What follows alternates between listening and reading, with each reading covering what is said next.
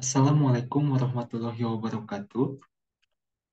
Nama saya Muhammad Farhanuddin Gumilar dengan NIM 6704202024 dari kelas D3 MP 4401.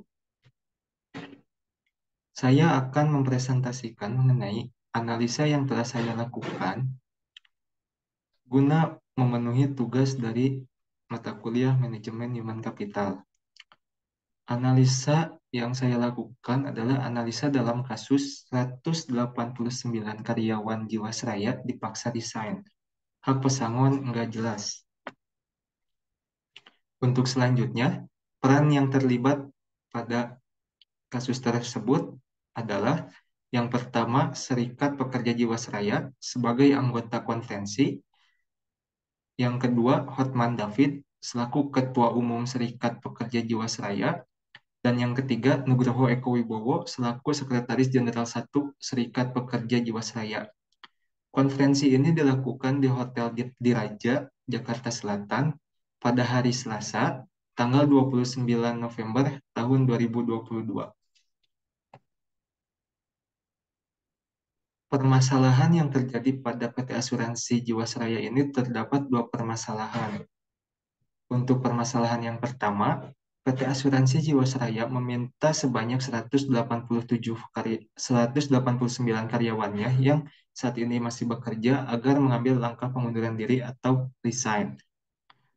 Dan untuk permasalahan yang kedua, para karyawan akan dimigrasi ke perusahaan baru, namun tidak ada kepastian dari PT Asuransi Jiwasraya dan karyawan meminta hak pesangon untuk dipenuhi oleh perusahaan.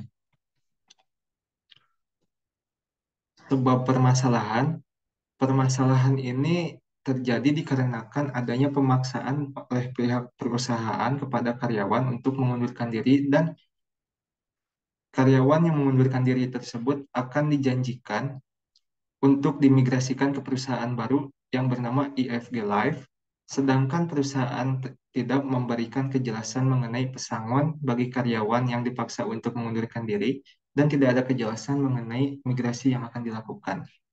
Sehingga karyawan tidak menyetujui kebijakan perusahaan untuk melakukan desain secara paksa karena masih ada beberapa persoalan yang belum terselesaikan dengan jelas.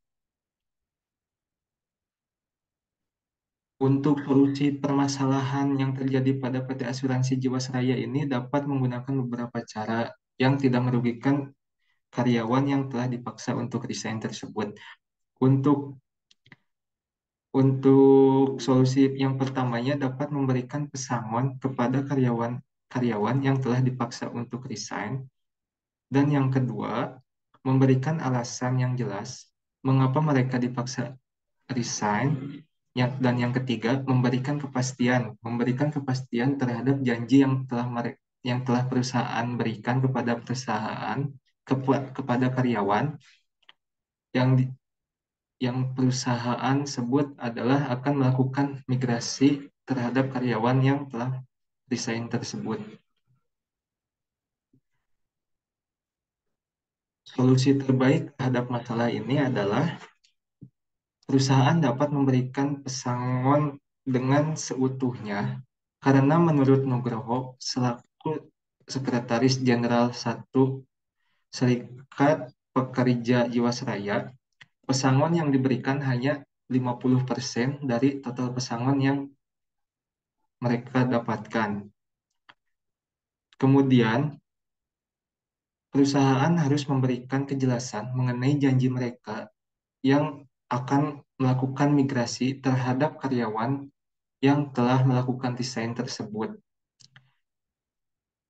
Karyawan yang melakukan desain tersebut akan dimigrasi ke perusahaan baru yang bernama IFG Life. Kemudian,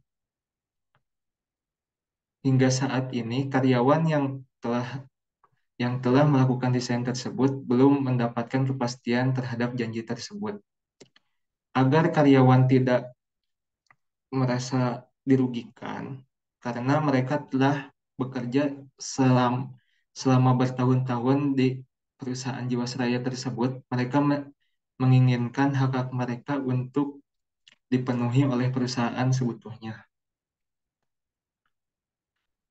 Sekian pemaparan dari saya. Terima kasih. Wassalamualaikum warahmatullahi wabarakatuh.